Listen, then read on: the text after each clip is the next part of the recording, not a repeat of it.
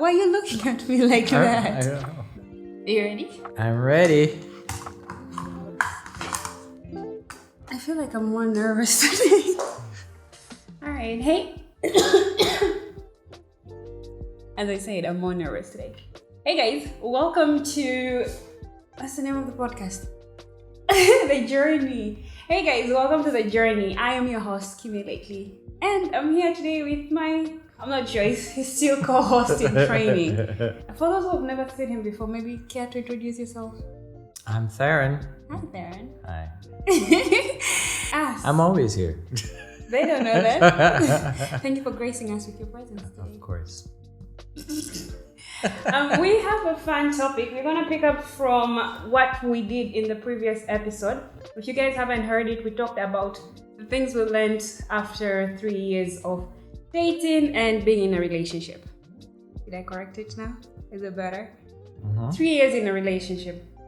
So one of the things that we do not quite often, but it's something that we enjoy doing from time to time is traveling as a couple. So I'm just gonna have a conversation on how it's been or what it's like traveling as a couple. Are you ready? Okay. All right, so let's get the intro started and get this show on the road.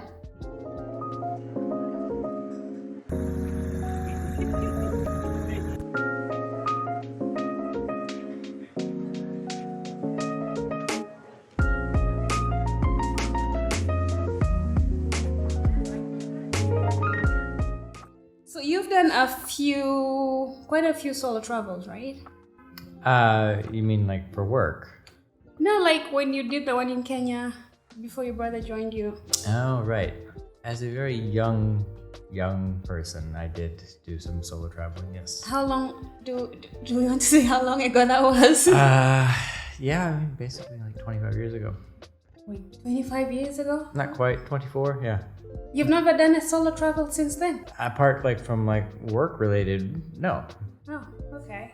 So, 25 is a stretch, but is it different than traveling with a partner? Okay, specifically me. Oh, I don't think I'm ready for this response. Well, for sure. It was also a very different type of traveling. I was a student, a backpacker. Okay. So. Yeah, that makes sense. So, traveling with a lady partner, is it tough?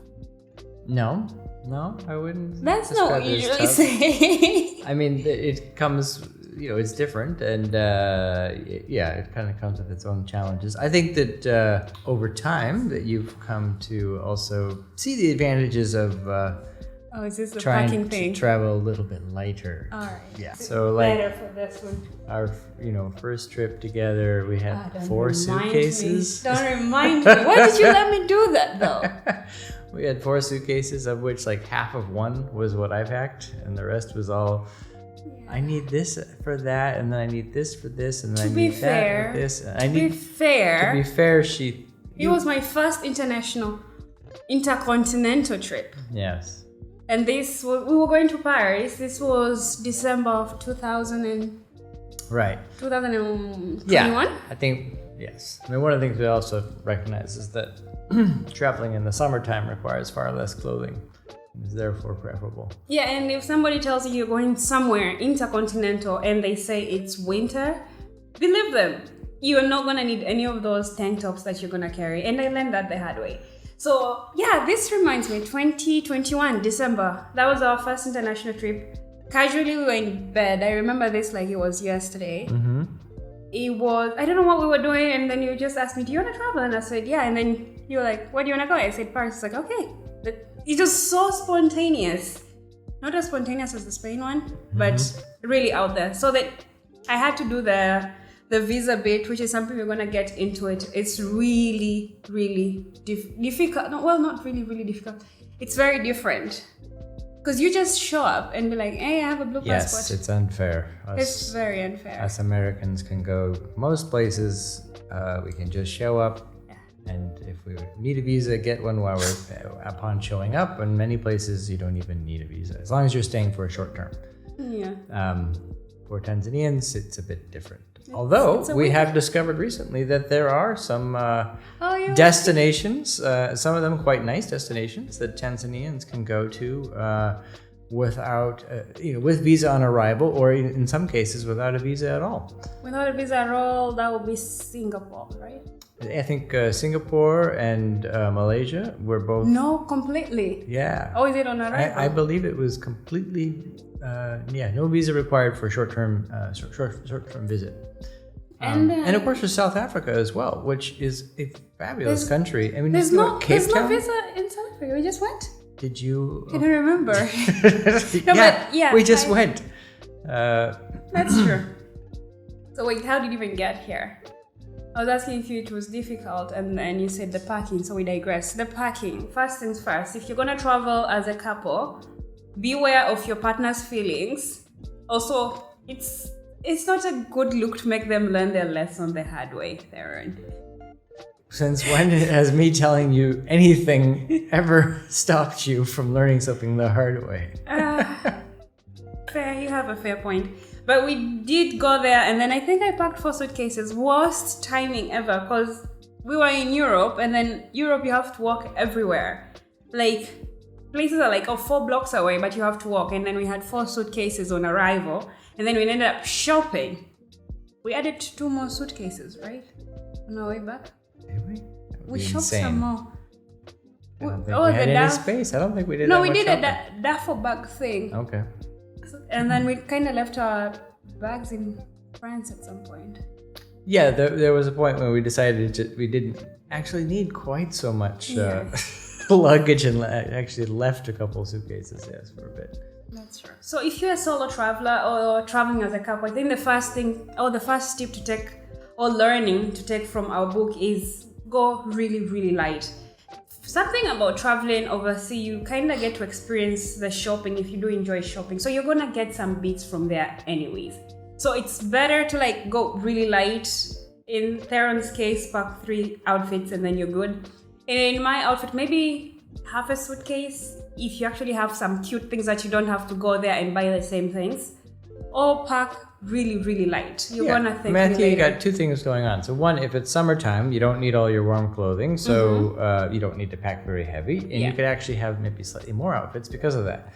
On the other hand, if it's wintertime, you do need to pack some warmer clothing, but it's also freezing out if it's winter in Europe or something like that, and so you're not gonna sweat so much, and you're not gonna need to change clothes quite so often. He says that while he changes his clothes the most. You actually change here more in Dar. I'm I sweat and it's hot, and so if I have been wearing something all day and I'm going someplace out in the evening, I'm definitely gonna change because I need to by then. But no, if you take your t-shirt out right now, go out, come back, you're not putting on that t-shirt. I know you. But in December in France, it's a completely different story. You're not gonna need to change quite so frequently, so you can pack it down a little bit. And as you say, you can also, if need be, you can get another outfit or 2 while you're out there. And if you're going for a longer trip, avail yourself of some laundry facility halfway along in the trip and just wash some clothes. It's actually preferable to spend a couple hours washing clothes in the middle of the trip than it is to drag an extra suitcase around and a backpack and a carrier every day, all day, wherever you're going.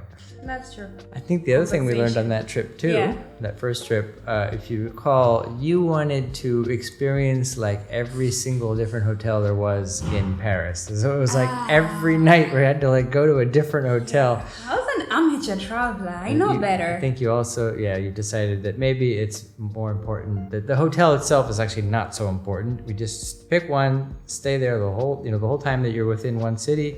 Don't move around. Without your luggage then, right? You can leave it. Yeah, much nicer. We'll get back to the accommodation. I think it's a bigger topic to expand, but I think between... Why are you giving me sexy eyes? Yes.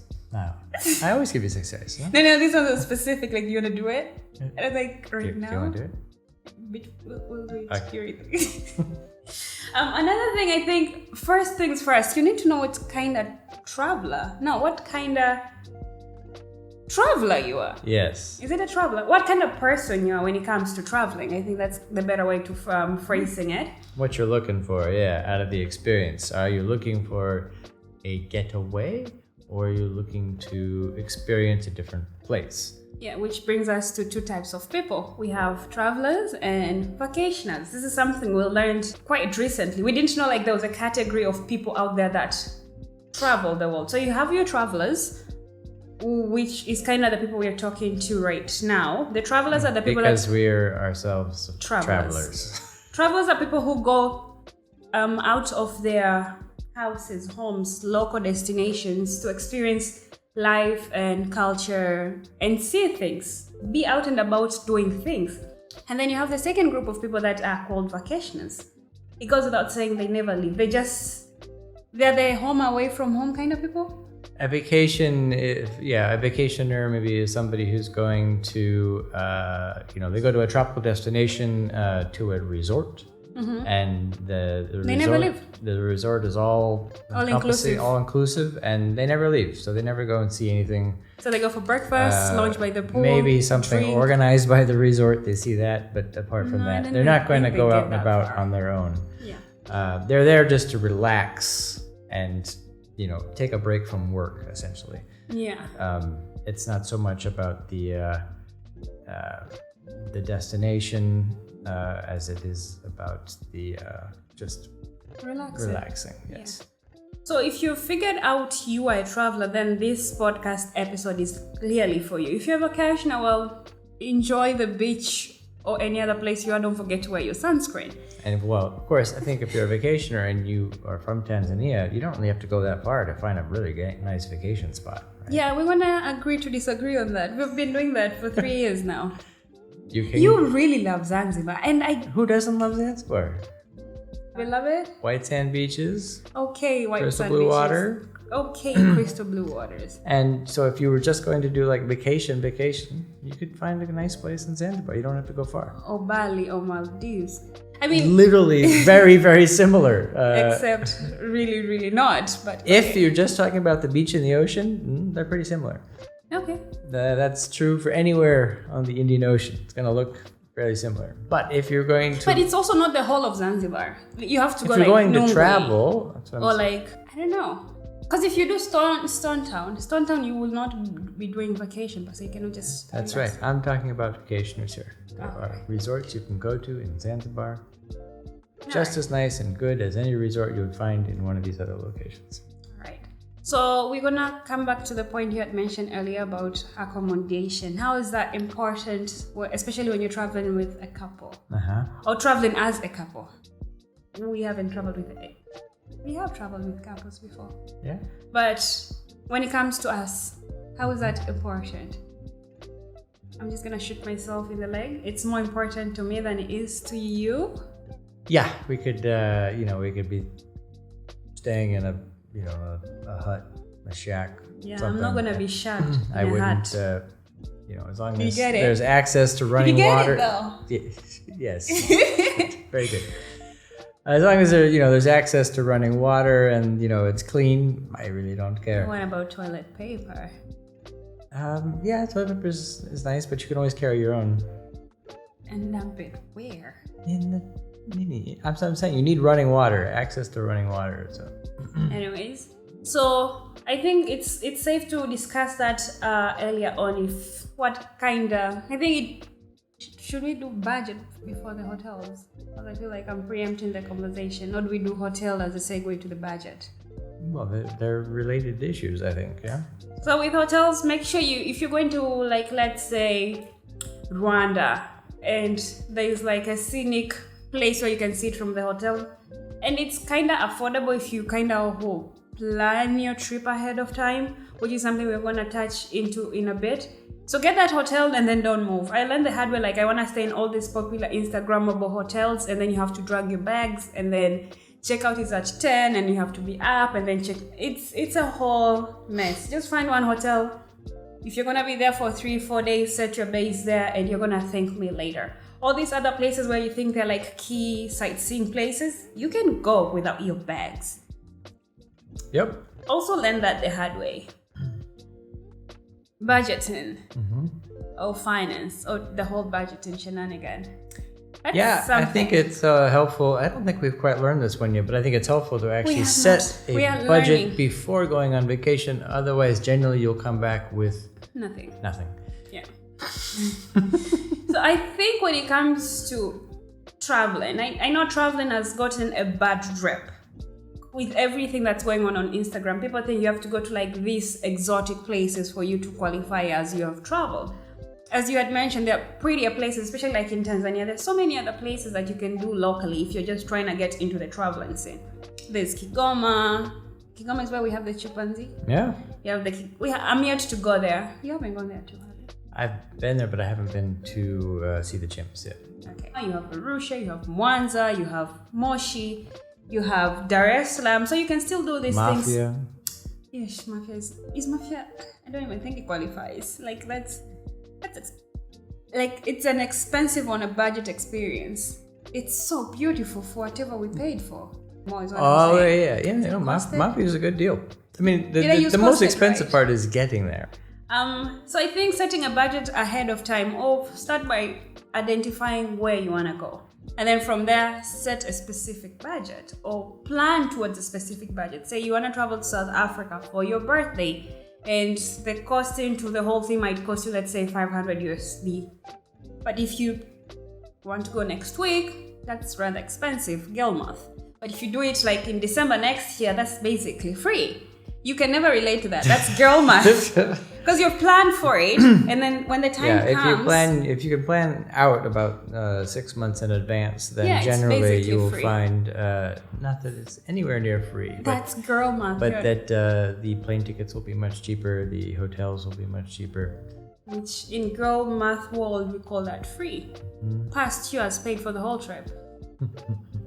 So I think having a set budget is a necessity. And then when it comes to travel, things that you need to know ahead of time, find out if the place needs a visa, especially if you don't have a blue passport.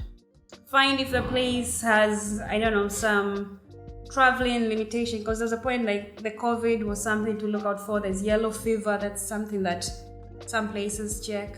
Right. Well, Tanzania checks. So if you go to another African country where yellow fever is even a potential issue, even though it's really not much of an issue in most places these days, when you come back from that location, then Tanzania will want to see your vaccination for yellow fever. Okay. So yes, you definitely have to always check up on the vaccination requirements ahead of time, and the visa. Issues as well. Those can take a long time, as we've discovered. Especially for some destinations right now. Like I said, you can save money if you're planning your vacation 6 months in advance. But honestly, that may not even be enough for the visa application for some locations now. Yeah, that kind of happened to us twice actually. I don't know why we never learned. So we were planning to go to Italy, right? Yeah. Got the ticket, got the accommodation. I didn't have the visa. I didn't even think, because the year before that we were also in Paris. We did like a whole Euro trip. So it was easy. I got the appointment a week after I had applied, and then it was out in like the other week. I did all these things for the Italy, whatever. I mean, we did the whole thing for the Italy, and then the appointment was supposed to come out in February this year, while the trip was supposed to be in December. So everything is organized for December, but my appointment for the visa is in February this year. So he found a workaround, ended up going through Switzerland, which for me, it helped me a lot because I got to experience Switzerland. But then we learned the hard way. And I think it's been going on from last year that if you're planning to go anywhere, you have to plan at least 6 months in advance to get just the appointment. Which again, they're entitled to tell you. For the US, it can be even more than that. Yes.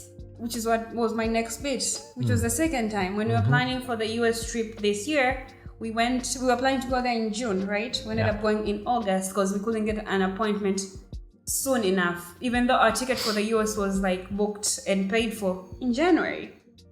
So those are the things just to be on the lookout for. Do you think an itinerary plays a big part as traveling as a couple? I think it can be helpful.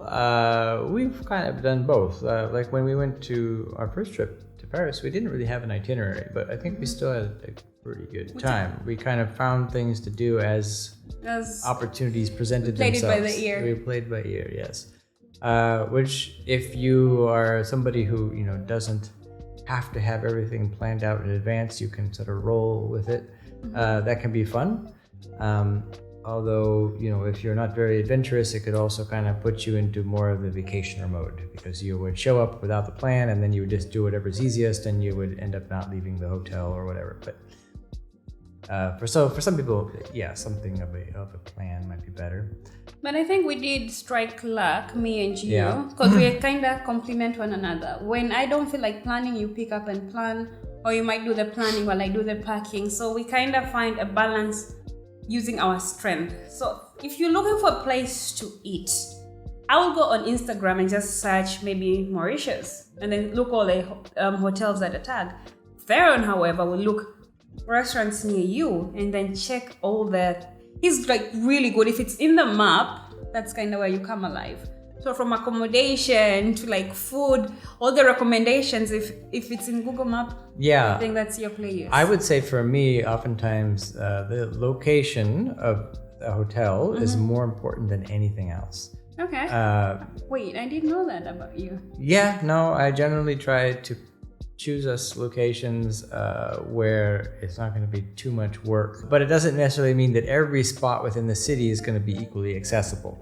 So, oftentimes, say, you might find a place you can stay slightly further out of town, but very close to public transportation, can be, just as time efficient and cheaper than if you tried to stay somewhere, in the middle of town. That makes sense.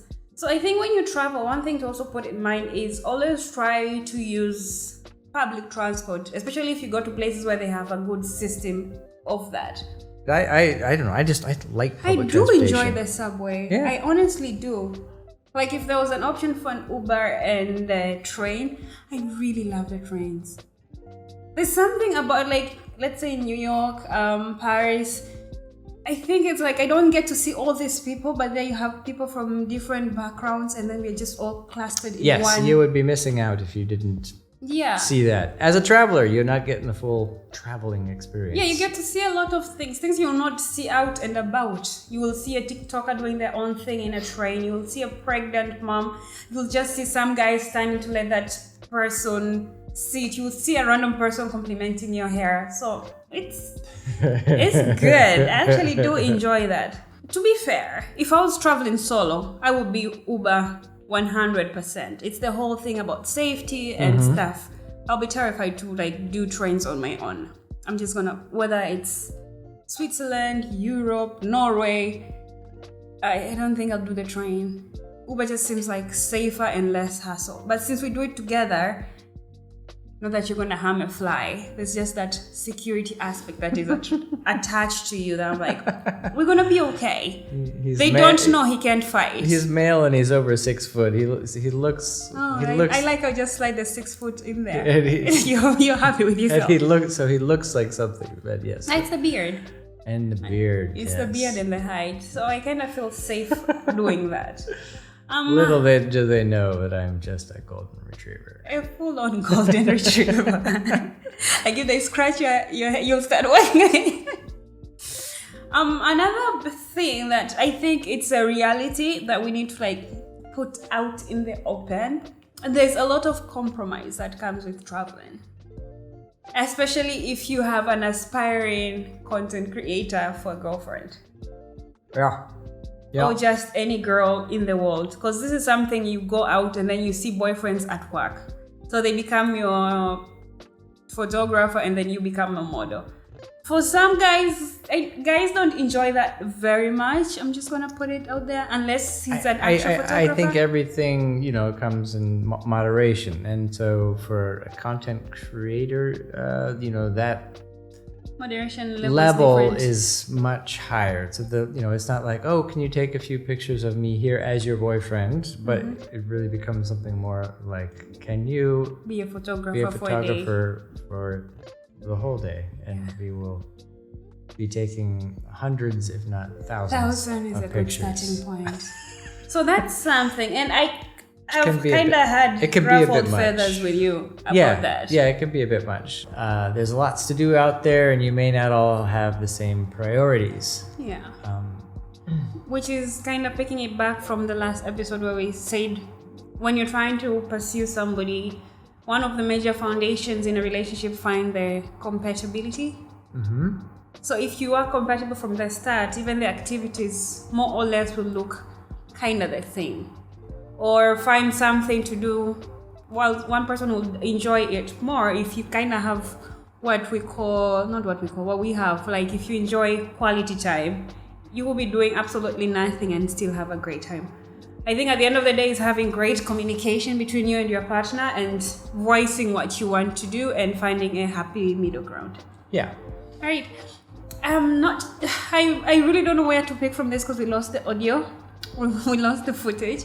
We talked about how public transportation is sometimes not only more affordable, but also can be a rewarding experience. As a traveler, you get to see more of where you're going. One of the things that I wanted to ask you before the video was shot in the previous... Yes.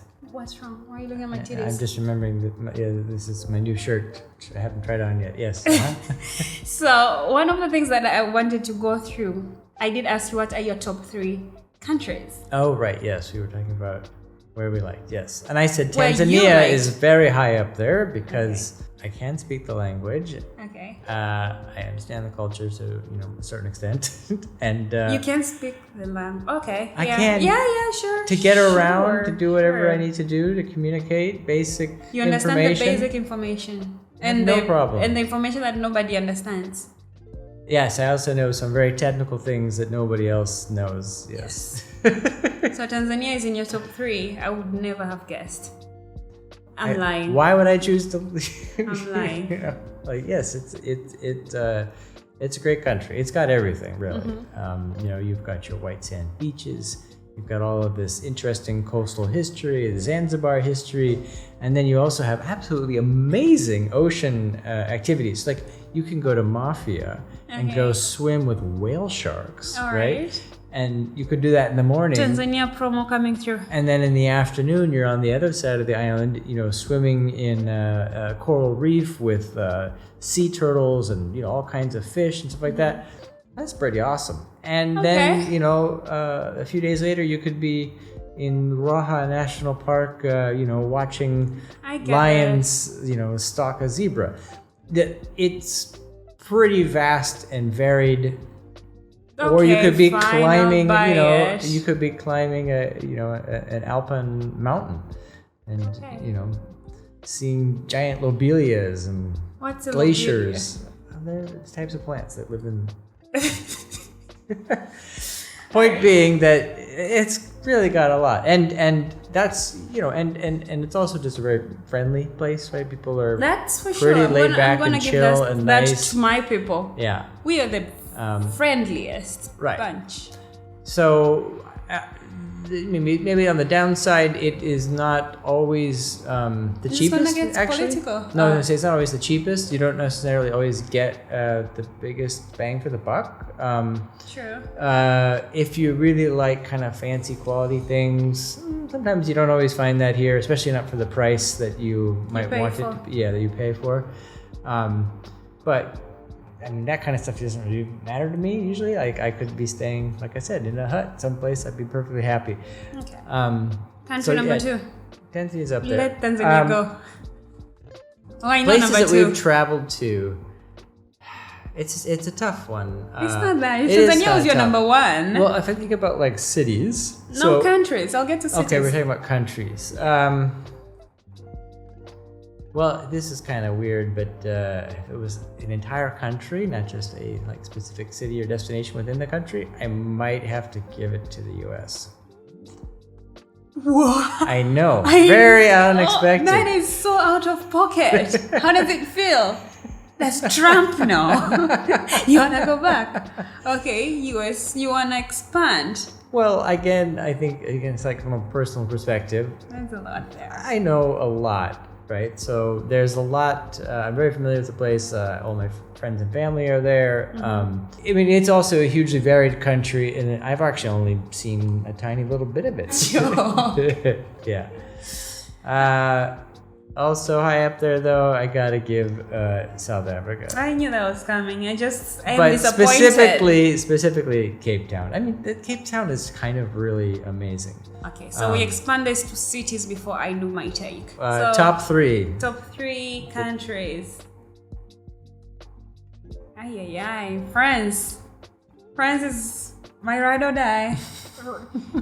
And it's just not Paris. Yeah. It's all like the 8 cities we went through. So France is really up there. Yeah, US. US is good. US is really, really good. If you forget all the bombing and the gun shooting, if you look past all that, because yeah, it's also kind of and all the politics and I think, stuff. too, for the country number 3. I want to go to Italy. Yeah, I like Italy, but I know Greece is. I'm holding a spot for Greece somewhere. We haven't been to Greece yet. Yeah. I like Italy. I think I'm disappointed. Culturally, it's really interesting. It's fascinating, and it's a fun place to visit as a tourist. And I do have friends there, which I also like to visit places where I can see friends. The thing that in particularly stand out about Italy is the food. The food. No, the for food. me it's not the food. It's right, but the food is that not the nonchalant high. vibe? It's not even food. You could remove food. Okay, don't remove food, but it's the people. It's the vibe. It's the grazie. Yeah. It's just like I don't know. I think of Italy. It's just like top 5 cities. Top 5 cities. Cape Town is already up there, so. Well, yeah. I mean, Paris is a really Paris would be your number 2. nice city. Yeah. Okay. Yeah, probably. Number 3. You have 3 more chances. I know what your number 1 is, or your number 2 is, I guess. They kind of look similar. Actually, the 2 cities. Well, Cape Town could be number 6, but it's in my top 10. Right. I don't know. Why am I getting this? No, I'm just taking forever to mention the one obvious choice. Right, you're thinking of New York, but You're not? no. Jesus Christ. Portland? No, I would say Rome over Portland. Okay, Rome over Portland for sure. All right. Florence was also really nice. Actually, in a way, Yeah. Florence could be higher than Rome. Kill me now. Yeah. Well, I think No, it's a lie. Rome. as a Okay, it's top 3. I mean, Florence is great. It's very scenic. It's all walkable. You could just spend days walking around there. I think that's the whole of Europe. But Rome's an actual city. Florence is it's more of a town. With I see that. A very touristy town. So Cape very Town. nice touristy town. But Rome has got more. All right. Yeah. So you have Cape Town, Paris, Rome. Yeah, you have 2 more. Oh, I can keep going. You have 5. I do like New York also. And definitely, like, if I thought about like big cities in the U.S. that I've been to. No, in all the places I've been. Well, of all the places I've been, New York is up there. New York is it's up there. way above LA, like miles above LA. And it's LA, I'd forgotten.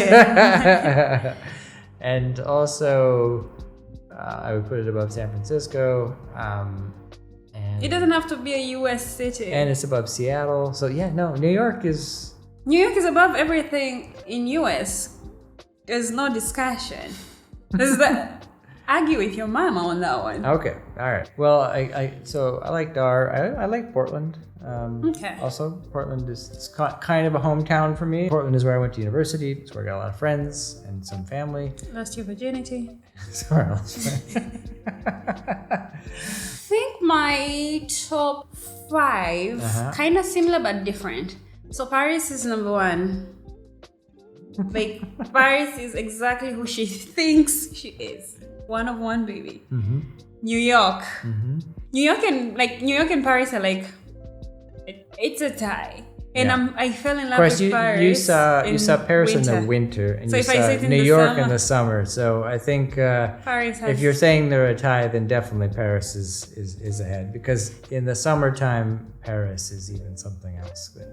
So my thinking is, I think it's gonna be a tie altogether, because even New York in winter, are you crazy? Are you crazy? I've been choosing any Christmas movie anywhere. Yeah, but it's a bit more kind of. I don't care. I will freeze my balls out. Yeah. I don't care. Hailing a taxi and I then feel it's snowing. like the difference with Paris, say in the winter, is one. I think it's not quite as miserably cold. Actually, I think it might be a little bit colder in New York, but that's fine. With snow. With snow sometimes. It's the same, Paris. Winter, snow sometimes too. Wonderland. It still just got a little bit more going for it. No, I think like partly just New because it's York an with older the city. pee and the sirens every 5 minutes. Love that. But I think the only difference for me is, here's my difference and why I still think it's a tie. Yeah. New York, the fashion, the ability to express yourself. Love that. You could wear a sweater and nobody will even give a damn, like, oh, you're wearing a sweater. Yeah, America's funny that way. There you can. Well, I think like in New York, you got both parts of America, right? So you got almost like kind of the West Coast thing, which you saw, say, in Portland. Nobody tries. In fact, you have to actively try not to try to dress up weird. in the West Coast, especially the Northwest. That is the style, right? This is your one of your idols, the guy from Apple. What's his name? I don't know if he's an idol of yours, but you love Apple, and therefore you must have... I'm a shareholder. It's different. You must have enjoyed watching him when he was alive. Tim Cook. He was not Tim Cook. What's the guy? What are you talking about? The Apple figurehead. What's his name? What is happening? The guy. I get the guy. He wears glasses and the turtleneck. turtleneck, and what's that guy? Yeah. Jobs. Steve Jobs. Steve Jobs. That's Steve Jobs also, like he's part of that whole like, oh, I'm a techno nerd type of thing. I wear sneakers to work. I wear jeans, right? Like I don't try that hard, maybe those sneakers he's wearing are $200, but he's not trying. He's not trying. It's not 200. Just for the safety of this information, for you getting trolled online. Yes. Those are not 200. No. Add a couple zero. No. Be for real. No, like 2,000. Not for sneakers. He'll be wearing like some New Balance or something like that. There's no New Balance that costs 2,000. He doesn't wear New Balance. He does not wear New Balance. He wears New Balance look-alike, like the ones you wear in Succession. In New York, you have a bit of that, but then you also have people who are really dressing up too. And then you also just have like the summer thing, which we saw, where people just don't wear much of anything because it's hot out, and you can just wear what you want. And that's kind of what I love. Paris. Yes. New York for sure. Greece. You haven't Not been Greece. There. Santorini. It doesn't matter. Santorini. Above Rome? Above Barcelona? Okay. Rome. Yeah. Barcelona. Yeah. Greece. Santorini. Okay. Cape Town. Yeah. So LA is also not on there. No, I mean, I have to put one from every place. If I just put America, it's just like lame. Yeah. It doesn't show that I'm cultured enough. So capture the moment, but also be in the moment. But yes, also be in the moment. We don't have to capture 1,000 photos of it. We can agree to disagree on the number. But capture the moment, but also be in the moment. And then embrace the culture. Try to be open-minded. Go to places and you should be try open-minded. I think that's definitely, as travelers, that's how we feel. You should definitely be eating local food. Try all the except in Barcelona. Food. You loved it. You fed me snails. I ate snails. So yeah, I think that clip should come up. And you had oysters. And oyster and drank the ocean. But good times. Will I do it again? Absolutely. Maybe. It's an absolute maybe. You gotta try everything at least once. Yeah. So yeah, I think it's been really lovely having you here once again and sharing with us all your experiences from whatever it was to how we learned to Steve Jobs, love that for you. And then you got really chatty in between, and I was like, that's the Theron everybody doesn't know. So this has been great. Thank you so much for having us. Thank you guys for following along. Is there anything? Closing wisdom.